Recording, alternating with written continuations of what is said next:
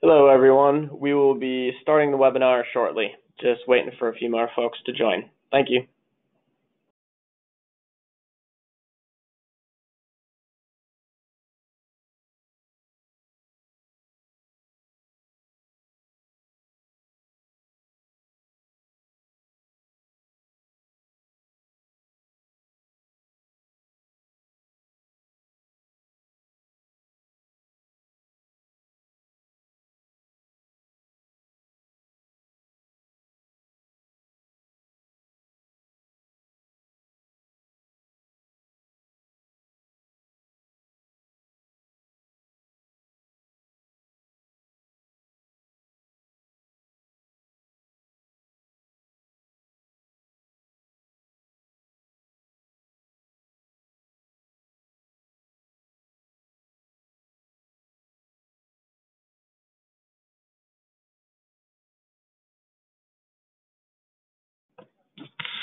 All right, we'll get started here. As I said, hello and welcome to today's webinar. My name is Nick Kaza, and I work on energy and sustainability programs at the National League of Cities. Today we're going to hear some solar success stories from a few different cities across the United States and learn about various resources that are available to cities to help them grow and improve their local solar markets. We have several great presenters today, including someone from Bozeman, Montana, Freeport, Illinois, Orlando, Florida. Each of those cities is doing great work to really promote local solar development. Before we get started, just a couple of housekeeping items. This webinar is being recorded. All attendees are muted and will be throughout the webinar. After our speakers have concluded their presentations, we will have time for a brief Q&A. If you do have questions, please submit them to the organizers through the chat feature in GoToWebinar.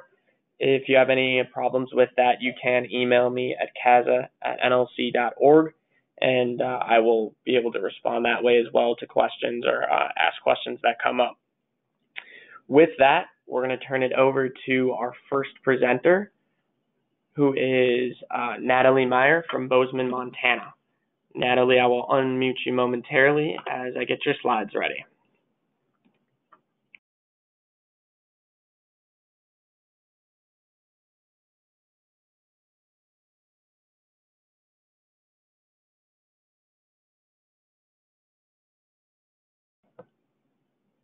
Hello, thank you, Nick. So today Thank you, Nick. Let's get started here. Thanks for having me. Today I'm going to share a few, stories from Bozeman, Montana on how we've worked to advance solar PV. Let's start with the next slide on policy background.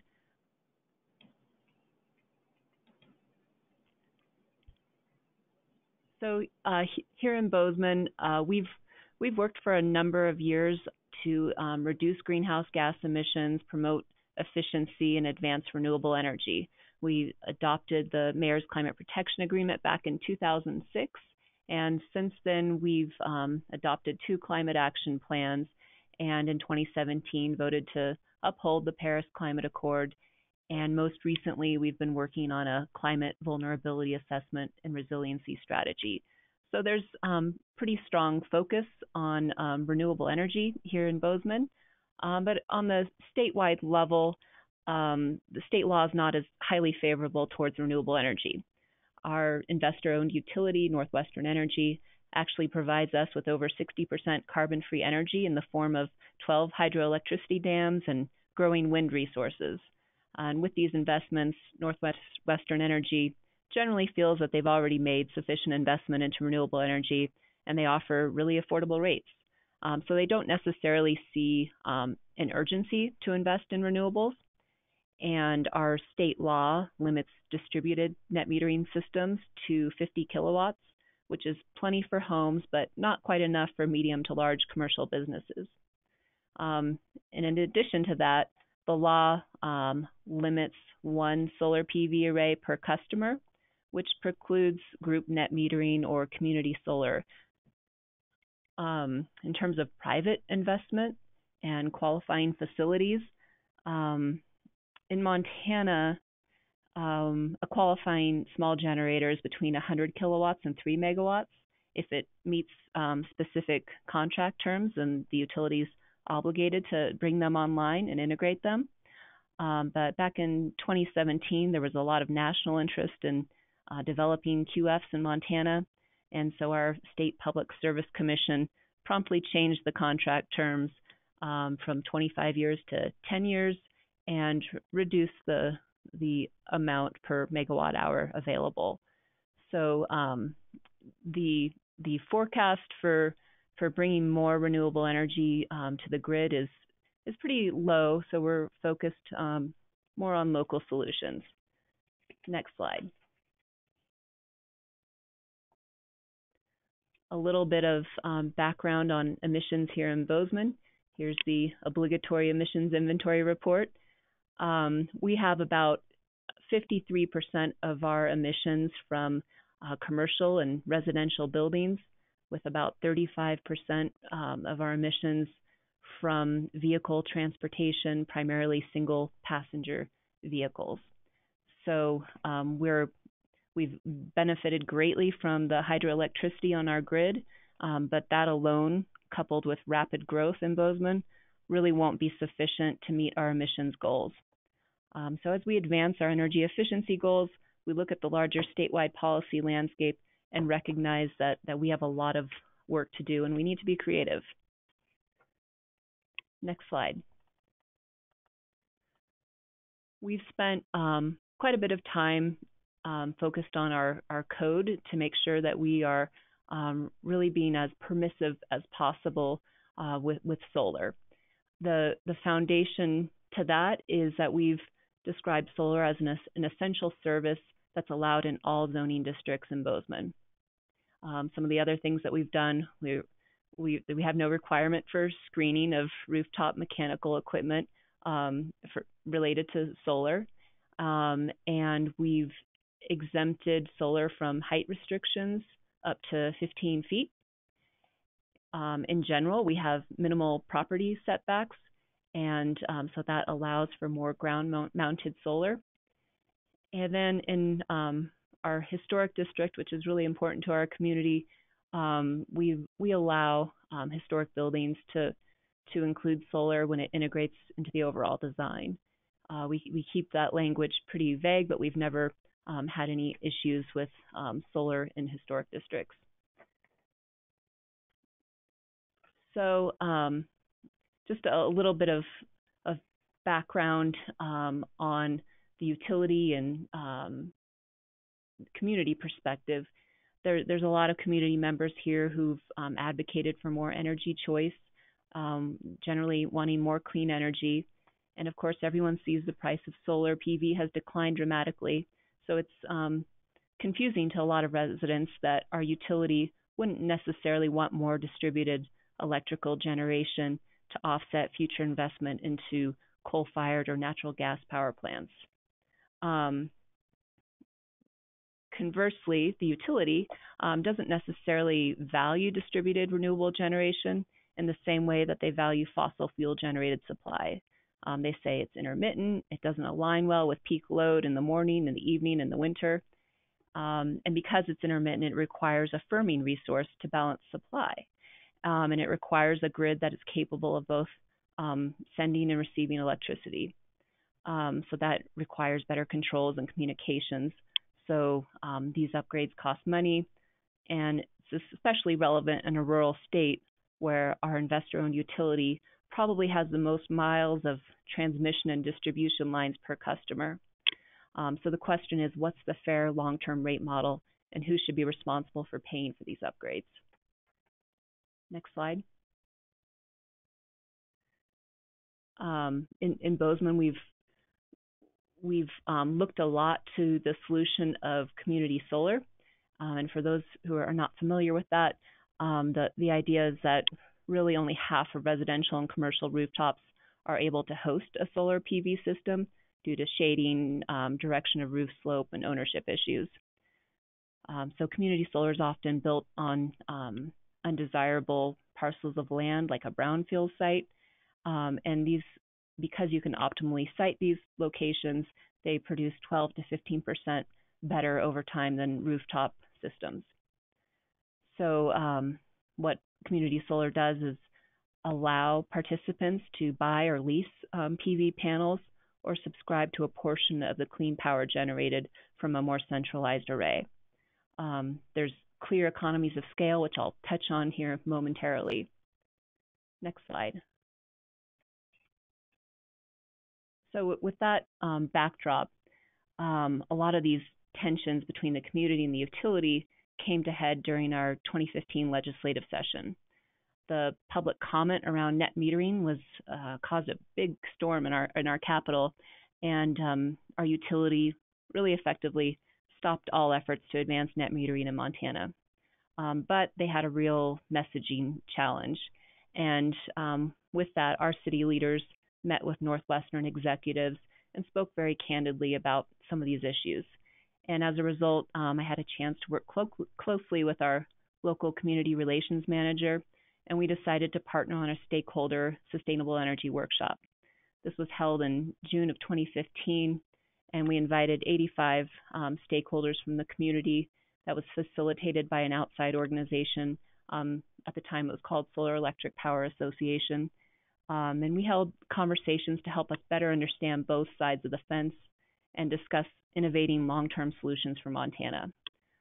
We agreed that communities can learn together, and at this meeting, Northwestern Energy and the city's mayor announced that Northwestern would invest $3 million into renewable energy pilots throughout the service territory, and the first $1 million would be committed to a project here in Bozeman. Next slide.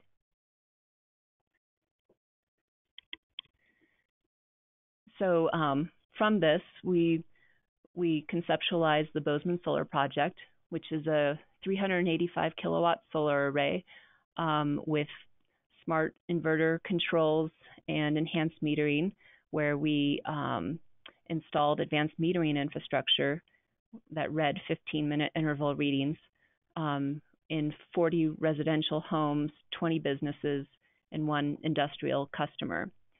And for those who are not familiar with advanced inverters, they modulate solar output and communicate actively with grid operators. This gives the grid more stability and really enables wider adoption of distributed solar PV. So the goal of this project was to evaluate long-term sustainable models for the integration of renewable energy to the grid. Next slide. This slide details some of the specific areas that we're focusing on with this study. But just to summarize, Northwestern describes this project as a way to prepare their system to say yes to renewables. And we're using project data and controls to do so. Another major goal of the project is to develop a rate for community solar with customer data and generation from this project. So let's go to the next slide. Project partners were really key, a strong partnership between the utility and the city. We also incorporated the engineering department from Montana State University, and Schweitzer Engineering Laboratories helped donate some equipment. So next slide. Site selection, I think, is interesting. We wanted the project to be located on city land, and wastewater treatment, identified here as WRF, Water Reclamation Facility, is really energy intensive, and that's consistent across cities. So siting solar at these facilities is really highly replicable for on-site energy, and as we're learning, is potentially a great location to integrate solar behind the meter. So next slide. More on the site. Again, water reclamation facilities tend to have a lot of open space around them with solar access, proximity to substations because they do require so much energy, and there's a limited impact on residential view sheds. Ours is zoned in public lands and institutions, so there's fewer development requirements, and there's for us, there was no current or planned intensive uses for this land. So that triangle highlights the 2.5 acres that we used. And as you can see, there's quite a bit of space for further development. Next slide.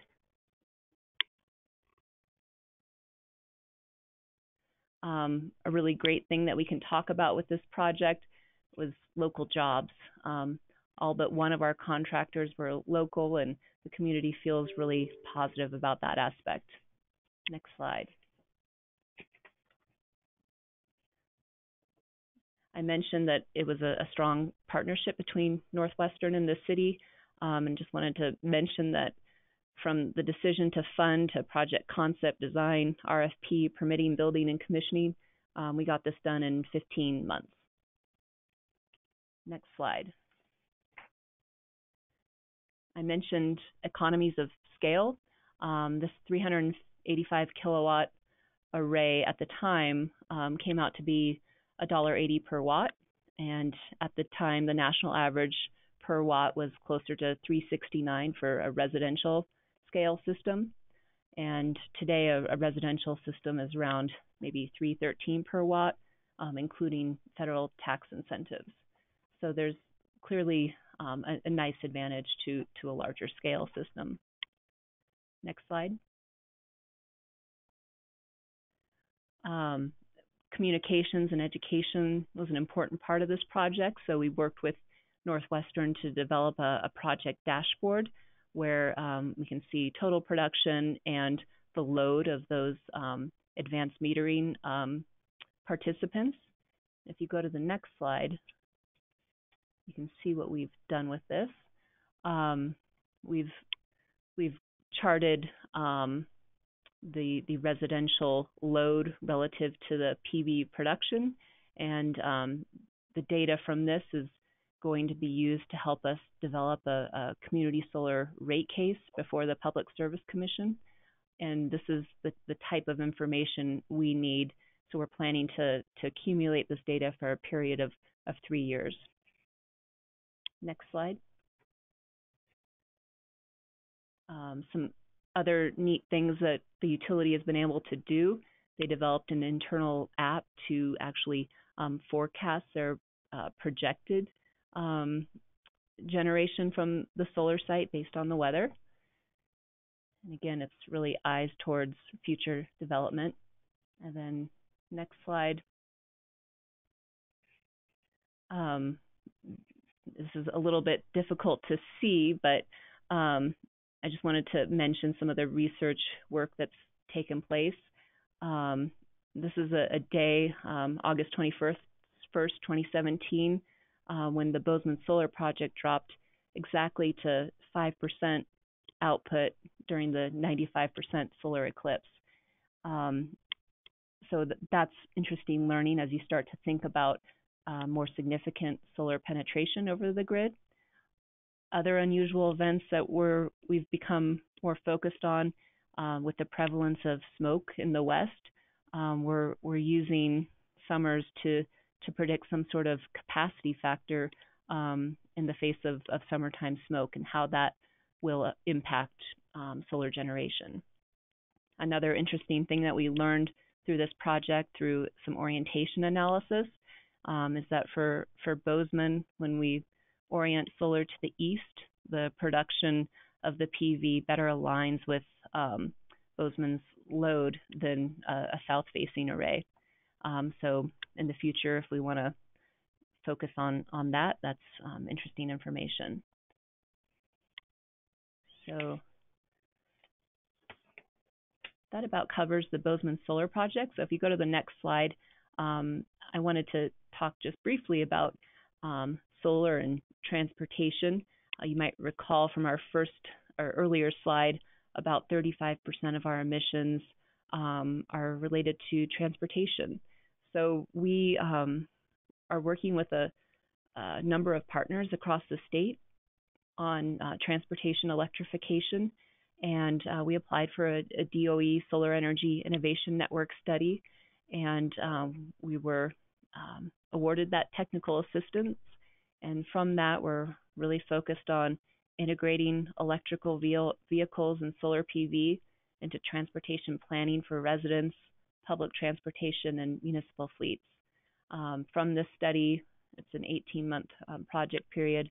We're developing a community roadmap for other communities to replicate, and we're focused on a pilot project in Bozeman. And for Bozeman, we've done some analysis with the help of NREL to optimize how we make that conversion to electric transit buses, and hopefully how to integrate solar PV to support that EV charging. So with that, that's, I guess, something on the horizon that we have something to look forward to. But that's about all I had prepared. So thank you for your time. Excellent. Thank you very much, Natalie. We will now turn it over to Stephen Lowell in Freeport, Illinois. How are you doing? So as you're bringing the slides up, so as he's bringing our slides up, we're a little bit different here in Illinois. Next slide, we can go right into the next slide from the front slide. So what happened was Illinois has become the wild, wild west for solar development. The state legislature passed in November of last year Future Jobs Act that says that 25% of our energy will be generated from solar by 2025. So we really, the communities are looking for ways to control the solar. So we reached out right from the very beginning and said we want to become a SolSmart community because we want to be showing that we are a leading community and looking forward and driving. That's kind of the community change to manage a form of government, and that's kind of been where the leading is. So we want to be able to forward leaning and embracing new technologies, strategies as we go forward, and really promote solar across the community. We also wanted to streamline the process so that both developers could come into our area, and we also promoted solar so that they feel like we're really embracing solar. In fact, we have a public hearing tonight for a 1 megawatt site on our landfill, and we're in the process of doing a 4 megawatt site that'll drive our wastewater treatment plant almost totally from solar. So those are both in development. We have some other sites that are being sited.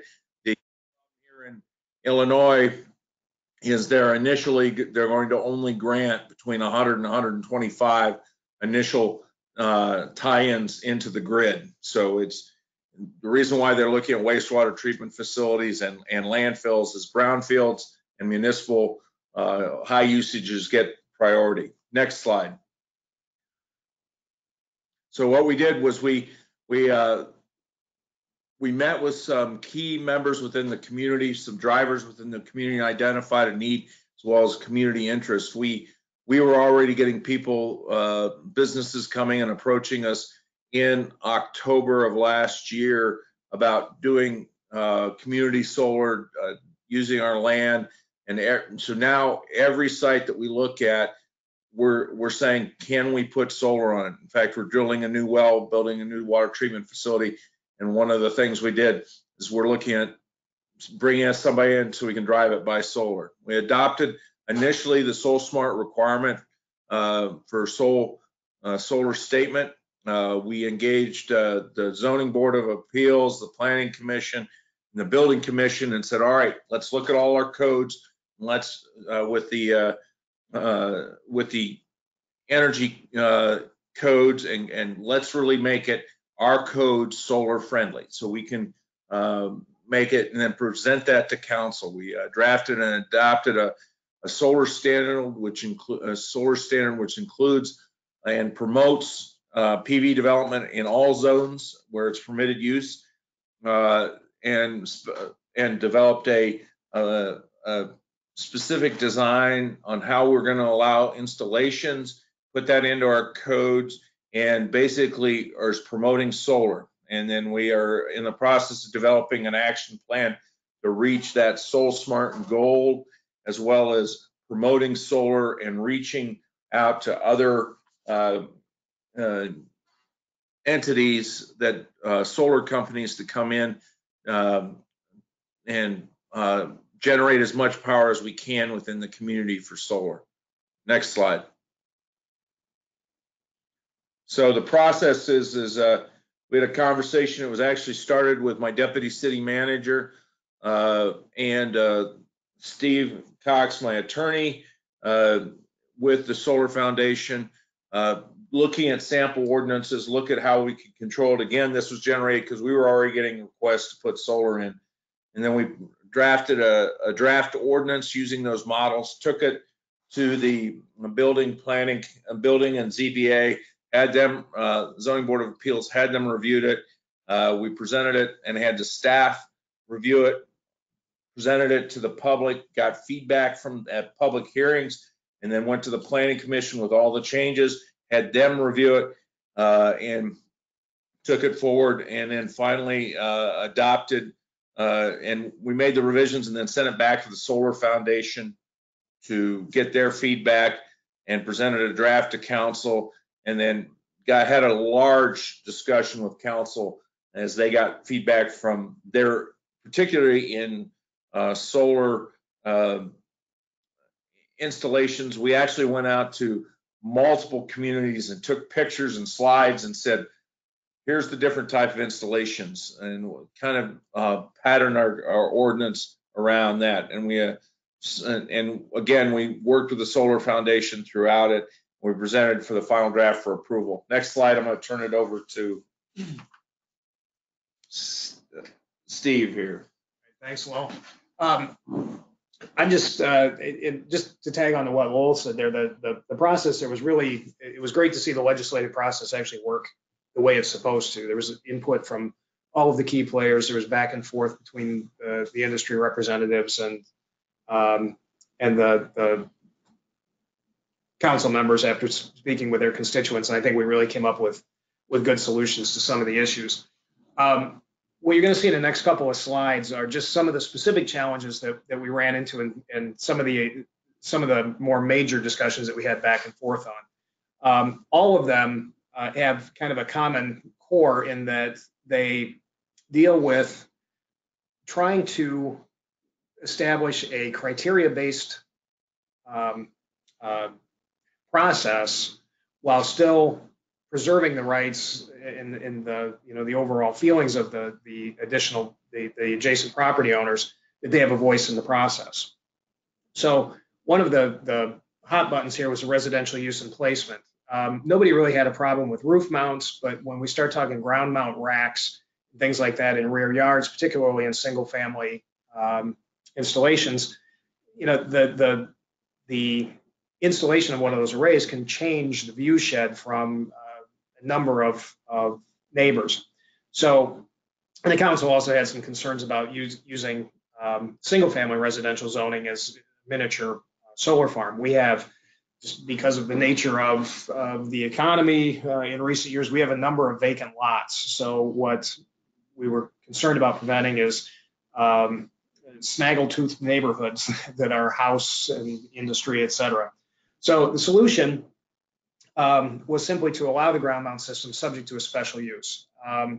That allows for an opportunity in single family zoning for a review, but we also imposed very specific criteria for finding that special use, so that it's not a all facts and circumstances type of analysis. I'll give you, for example, our surrounding county utilizes that analysis, and they have had probably north of 30 applications for commercial and utility scale projects that have come through here, and each one is considered in a slightly different way, and that just depends on how many objectors show up, et cetera, as I'm sure most of you are familiar with ZBA proceedings. Next slide. Yes, thanks, Lo. So another one of the discussions was regarding the solar access rights, and that, again, is preserving rights between adjoining landowners. One is the right of the person who owns the property to put solar on their land and not have that obstructed by neighboring use. But again, given our economy locally, we have a lot of vacant building lots that we hope someday will be built on again. And we are concerned about limiting the usability of a currently vacant lot. So looking around at a lot of different solutions, I know solar easements are probably the more common way of handling this. But the one we ultimately opted for was basically a takeoff on what Boulder has been doing since the 80s, and that is adopted the solar fence concept. If you haven't looked at that, I would encourage everyone to take a look at it. It sounded hokey at first, and it was difficult to present to council because of that. But it creates an expectation when you build solar on your property, you do so knowing that there's a hypothetical fence around your property that somebody could ultimately enforce. Now, that could be difficult in terms of application depending on the locale. So what we did is, in order to avoid having to recalculate this every time a new structure or an addition is built, is we established minimum safe harbors. I believe it's 25 feet in residential and 35 in commercial, which, given our layout, is about what things are going to be built to anyway. It prevents somebody from building a non-standard structure, which would unduly shade somebody's property, but it also, by the use of that safe harbor, it avoids our having to have our building department go in and make that calculation each and every time. Go to the next slide, please. And then the idea of a large-scale project, such as we're talking about tonight, something that we've defined as over an acre, and then there's the utility scale, which is over 5 acres. We want to make sure, particularly in these circumstances, that we have a criteria-based process. We want a very detailed application. We want the proper studies to be done. We want our building department and community development department to review all of that. Rather than running it through a ZBA hearing, through a special use proceeding, we have elected to simply require a town hall. That's not a public hearing in the legal sense. It's an informative meeting that the developer needs to hold and invite pursuant to specific guidelines, adjacent landowners to that meeting and have all of the application materials available and be prepared to discuss. That serves the purpose of making sure that everybody is involved in the process. Again, my background is I actually come from the development side of this, and the developers, they just want to know what the criteria are so they can put their plan together and they can make that work. Most of these are resolved. Most of the objections that you see at the special use hearings, most of them are resolved by the developer agreeing to plant a tree or two or create some kind of landscape screening. So this creates an opportunity for that to happen without some sort of adversarial public hearing. Next slide, please. And then here, there's not much to say. These are just some of the other concepts that we discussed. Dealing with solar canopies, that was kind of an interesting point, which actually James at the Solar Foundation suggested and we explored, which would be for parking structures. We treated those just as any other accessory structure you would for a garage or a shade or anything like that. Fire safety was obviously very key in our development process, as were the structural design and electrical standards. We elected with the application process to build the application from a very basic application for a residential rooftop installation, for instance.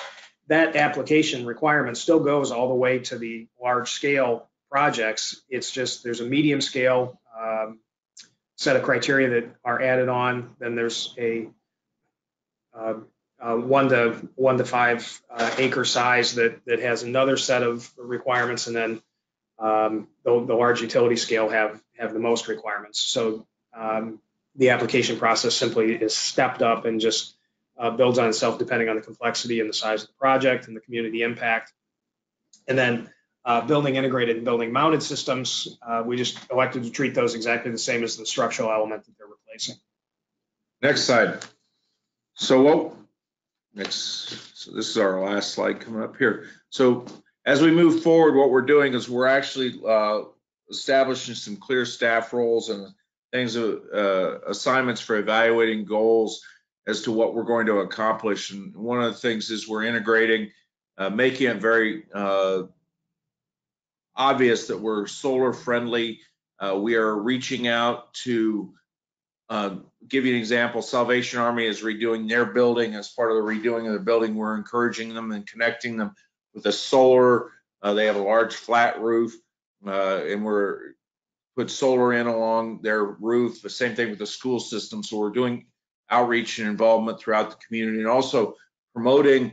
We're encouraging people to look at putting in solar at their residence, making it a streamlined process. We're training our building inspector in the guidelines. He's getting through the IBC certifications dealing with energy, installation of energy, and also our community and economic development director is promoting this through incentives, making sure that he's the one point of contact for incentives. We're developing a brand new website. City's going live on a new website and integrating the solar requirements into that website in 2 weeks. As we said, we're making our permitting process really easy for people that want to go forward and put residential solar, and working with the developers that are looking for the large units. Finally, the intergovernment, we're consulting with the county. One of the things, we're a home rule community in Illinois, so our zoning applies within 1.5 miles of the community, and so we're working very closely and involved with the zoning board of appeals for the county to make sure that we're meeting and promoting solar. And we have met with ComEd and pushing forward the interconnection agreements. So the net metering, we can work with the net metering, work with the state requirements. We kind of have a clunky state net metering requirement, but we sat down with ComEd. In fact, I just had a meeting 2 days ago with the regional manager so that we can get these other units connected. We're establishing, using the SolSmart as the basis of our certification, establishing a timeline to meet the SolSmart Gold certification. And then once we have all these things in place, our goal is by the ICMA conference next year is to be a complete SolSmart Gold certified community. And that's the end of my presentation. All right, fantastic. Thank you both for that. I think it's really helpful for you to kind of walk through the steps that you took and what your long-term objective is as well. We know Illinois is really turning it up and becoming a very hot solar state, and we're seeing a lot of cities and towns and counties within that state really looking for assistance as they kind of go through a lot of the challenges when it comes to land use and zoning for solar there. All right, we're going to do a little shift in the agenda, and next up is going to be Emma from Environment America.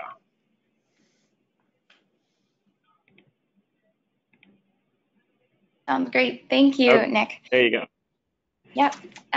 So just to start us off here, again, I'm Emma Searson. I'm an advocate with Environment America's Go Solar campaign.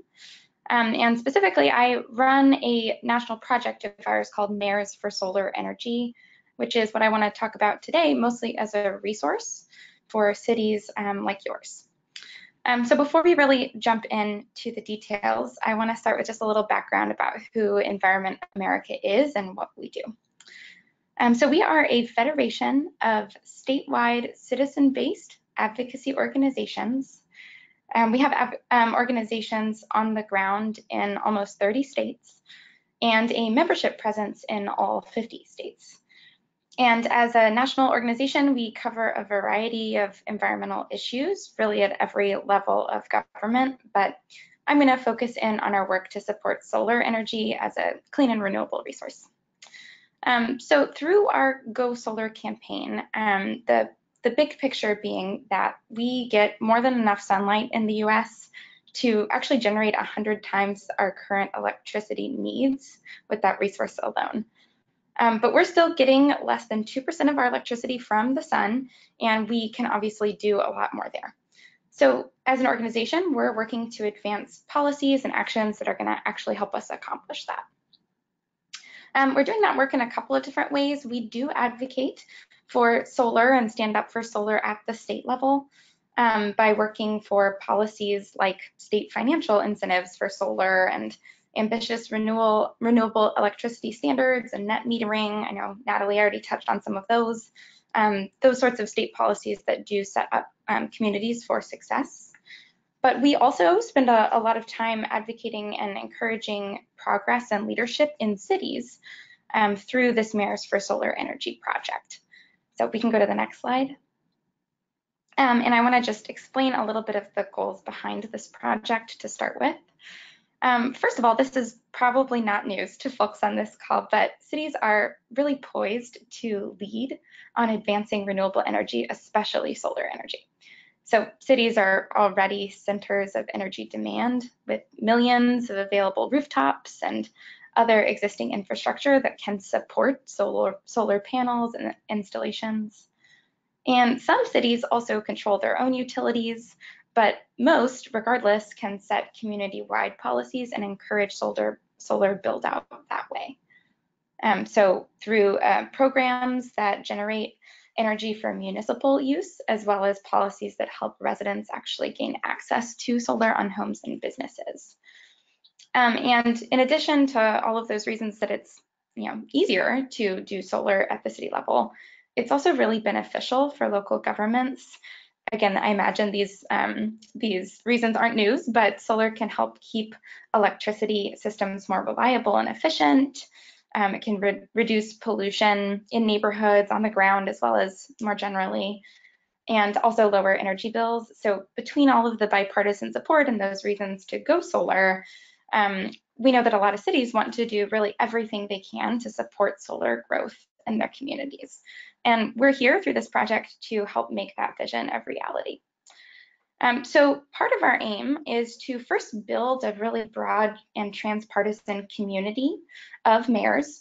We're actually aiming to build a coalition of over 250 mayors and other elected officials across the country, representing all 50 US states and territories who are ready, willing, and already standing up to go solar through our Mayors for Solar Energy Coalition letter, which is actually on the previous slide here. We currently have almost 200 cities on board on this letter already, representing 45 states and 1 territory too. And this letter serves a couple of different purposes. It's allowing us to demonstrate the breadth of support for solar energy on the national stage, ultimately hoping to inspire more communities to take action. It also allows us to build visibility for the issue in communities, bringing it to top of mind for both constituents and policymakers. And then lastly, this letter allows us to bring communities together, just like we're doing today with this webinar, so that they can share experiences and knowledge with one another as they make this transition. The other key goal of this project is to actually facilitate progress in communities using our organizational expertise, our research capacity, our membership, and our reach to actually help cities accomplish more. So go to the next slide here. We can, first of all, help leaders identify next steps and see the opportunities when it comes to solar energy that make the most sense for their community. One example of this is our 10 Ways Your City Can Go Solar guide, which is essentially a menu of 10 areas in which cities can improve their policies and programs to better support solar that cities can choose from based on their prior progress and their resources. I included a link to that here and can also definitely provide resources to anyone who's interested later. Next slide.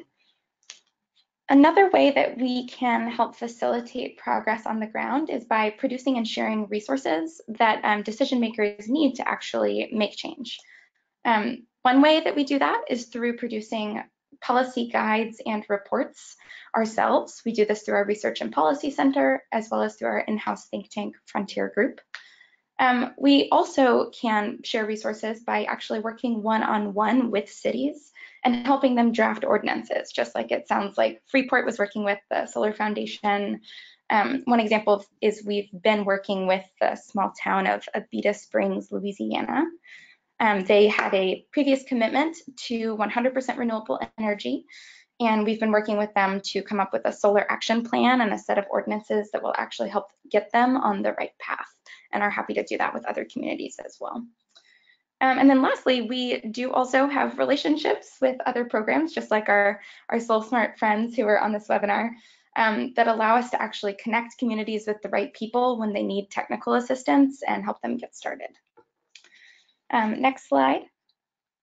Another slightly unique way that we can help out on the ground is by actually calling on our members as an advocacy organization to support policies and initiatives where needed to help get them across the finish line. So this is actually a photo on the far left is the Director of Environment New Mexico attending the announcement of a new solar project in Albuquerque that our members wrote letters about and made calls in support of.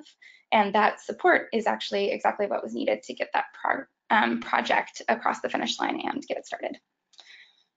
So next slide, please. The last thing that we can really do to help facilitate change is to applaud and amplify examples of success.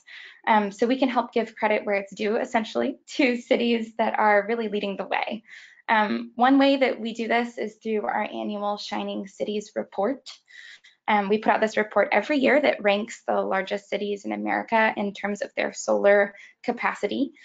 And every year it gets attention in hundreds of media outlets, both for the cities that are actually topping the charts, like Los Angeles, but also for hosts of smaller cities that are setting great examples in other ways.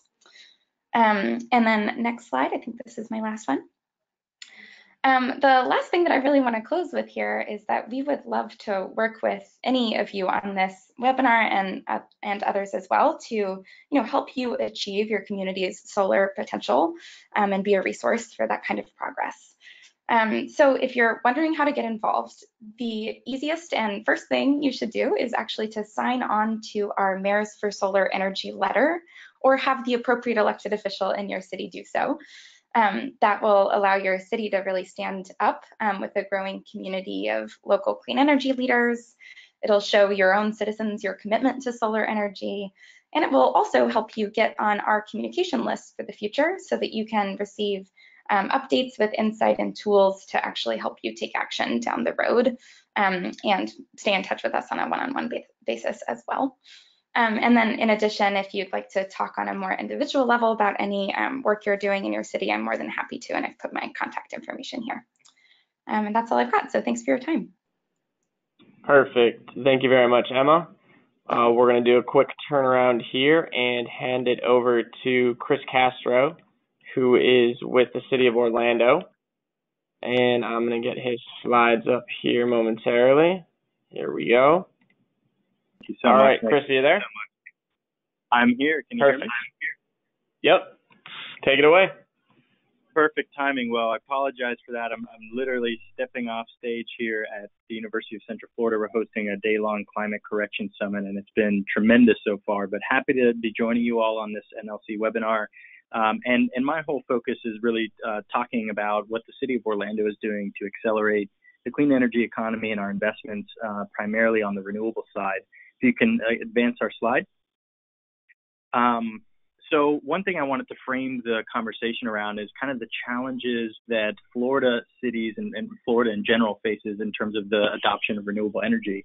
And it really falls down to some of these critical aspects. One is we don't have either a voluntary or a mandatory renewable portfolio standard. So there's really no driver. And as a result, there's no SREC market or REC market in general. In addition, we have outlawed, and probably the most important barrier is that we've outlawed third-party power purchase agreements. And when you look at the way that the vast majority of the country and the world has invested in renewables, it's been through these third-party PPA mechanisms where the solar companies or wind companies offset the upfront cost and then just enter into a long-term agreement to sell that power.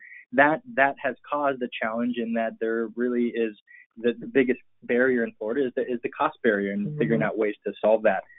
We also don't have rebates and incentives. And we have a really strong influence of our investor-owned utilities in the Public Service Commission, who essentially have it pretty cushy, to speak frankly. They have a monopoly regulated marketplace, and we're not the only state that has these challenges, but it really shows some of the difficulties that we have in the Sunshine State of all places. Advance. So, Orlando has been one of those kind of blueberries in the bowl of tomato soup, so to speak, in the state of Florida, and we've really stuck our neck out as being part of this transformation in a state that needs it most.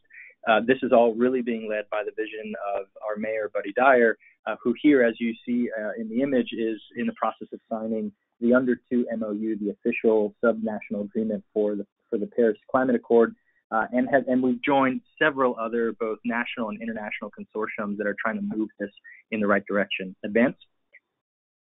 So that really sets the stage as to what we're doing from a policy standpoint. And about a year ago, this is an image of us at City Council where we passed an official policy, as not just through City Council, but through our Municipal Utilities Board, to move the entire city to 100% renewable electricity by 2050, so the entire electric grid, and then by 2030, make sure that all city operations are powered by renewables. And this was really a major market signal to everyone that we are committed and we're going to make this thing happen. Advance.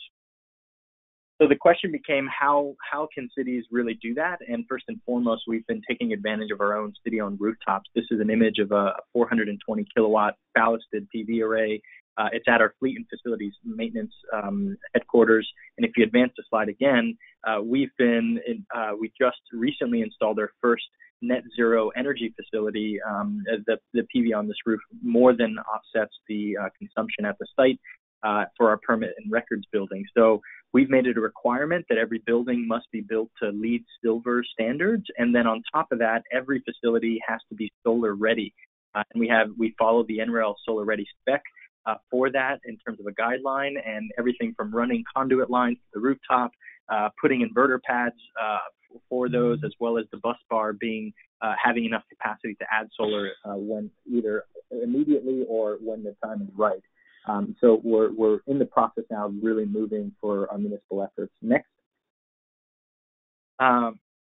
So one of the things that cities really can own, and I'm sure others have mentioned this on the call, so sorry to reiterate if I did, but the SolSmart program that the Solar Foundation and the Department of Energy have launched has really set a framework for how governments at the local level can begin reducing the soft cost barriers to solar energy growth. And we've been a big part of that for the last year and a half. We were originally bronze designated, and over the course of 2017 really worked hard to train our permit and inspector staff, host regional workshops, actually train solar contractors through our electronic permitting process, and many other things. And I'm happy to say that January of this year we upgraded that designation to gold and are continuing to make major improvements in that.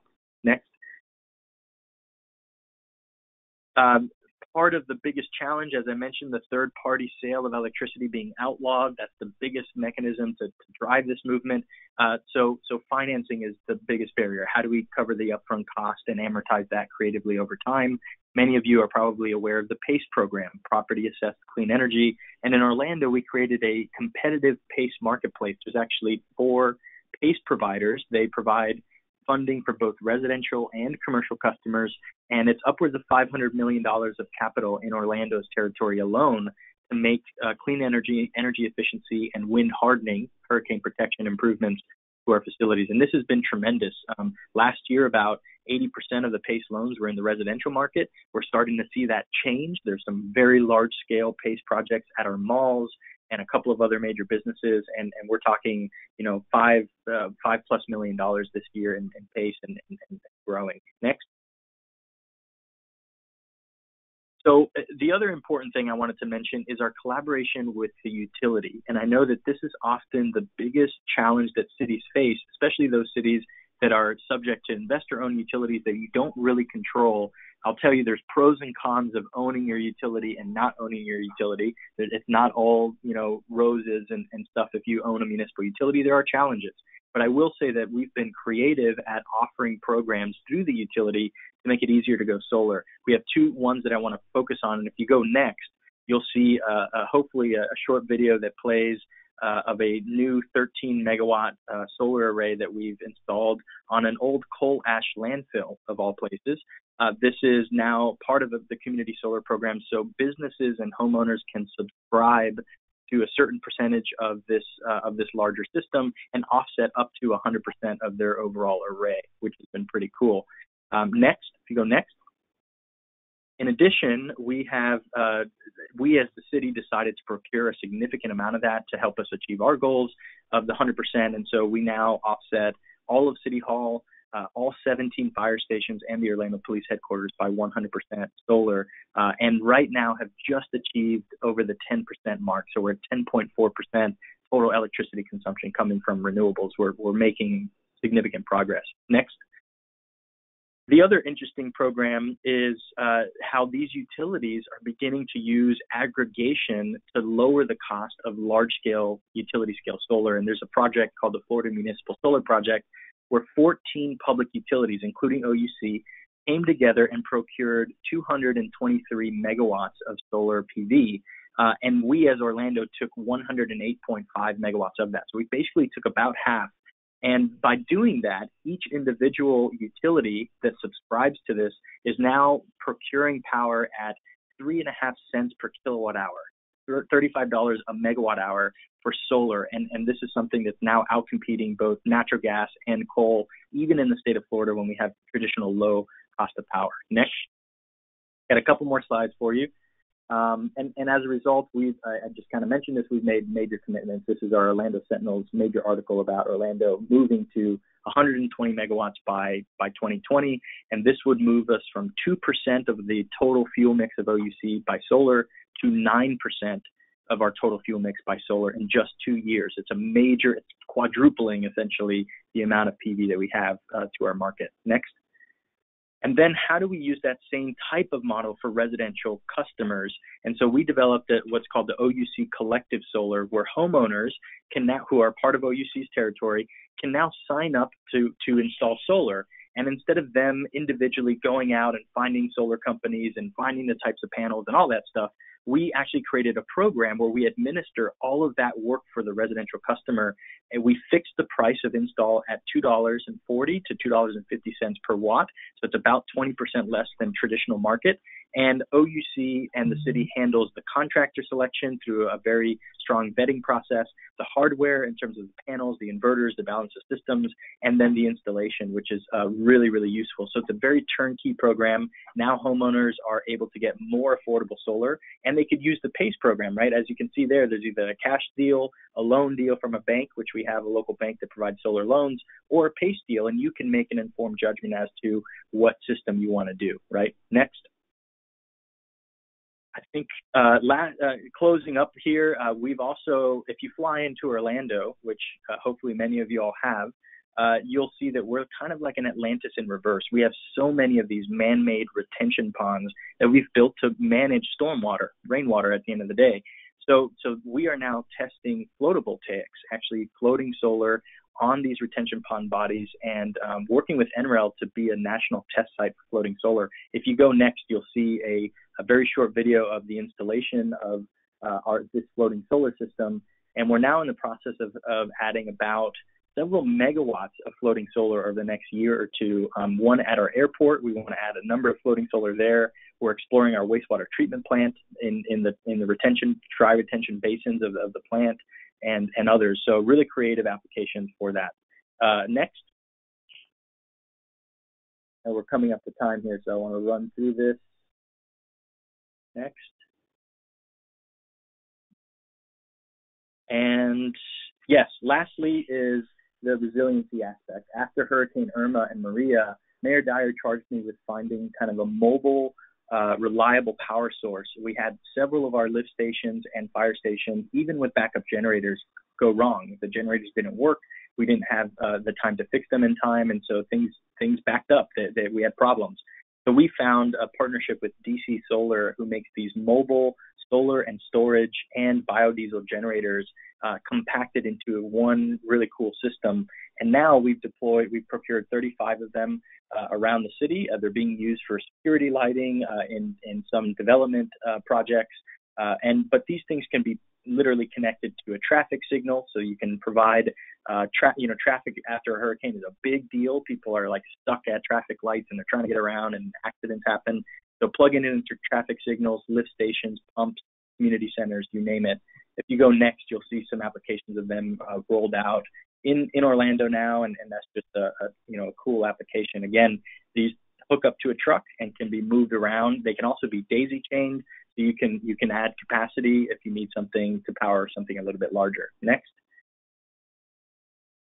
And I think that's it. So overall, it's a very high level. There's a lot more detail there, but in the time that I have, I want to give you a little taste of what Orlando's doing, and hopefully you can take some inspiration from that type of work. Again, thank you for the opportunity.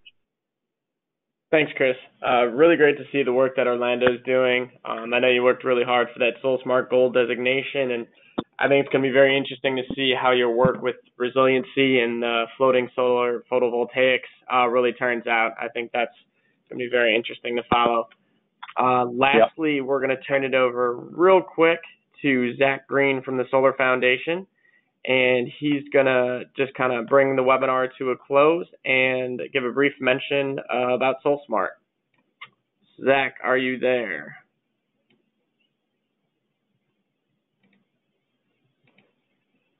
Doesn't look like Zach's there. He may have dropped off.